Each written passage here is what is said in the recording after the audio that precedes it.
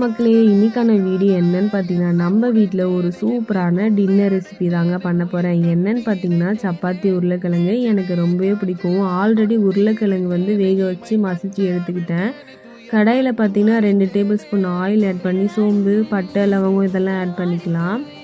வெங்காயம் கொஞ்சம், பச்சை மிளகா, கூடவே பார்த்தீங்கன்னா மஞ்சள் தூள், உப்பு, தக்காளி, எங்கள் வீட்டில் பார்த்தீங்கன்னா கொஞ்சமாக வெங்காயத்தாள் இருந்தது, ஸோ அதையுமே ஆட் பண்ணிக்கிட்டேன். கருவேப்பிலை, கொத்தமல்லி இதெல்லாமே ஆட் பண்ணி நல்லா வதக்கிக்கலாம். சைடில் பார்த்தீங்கன்னா புதினா துவையலுக்காக ரெடி பண்ணியிருக்கேன். ஆல்ரெடி க்ளீன் பண்ணி வச்சுருக்கேன். ஸோ அதை இன்றைக்கி அரைச்சிட்டு ஃப்ரிட்ஜில் பாக்ஸில் போட்டு வச்சுட்டா நாளைக்கு காலையில் இட்லிக்கு சாப்பிட ரொம்பவே நல்லாயிருக்கும். மசாலா கொஞ்சம் நல்லா வதங்கின பிறகு இது கூடவே உருளைக்கிழங்கையும் ஆட் பண்ணி நல்லா வதக்கிட்டு தேவையான அளவுக்கு தண்ணி ஆட் பண்ணிங்கன்னா கொஞ்சமாக மிளகாத்தூள் ஆட் பண்ணி நல்லா கொதி வந்துடும்.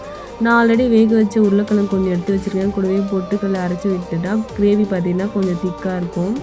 சப்பாத்தியுமே ரெடி பண்ணிகிட்ருக்கேன். என்னுடைய வீடியோ உங்களுக்கு பிடிச்சிருந்தா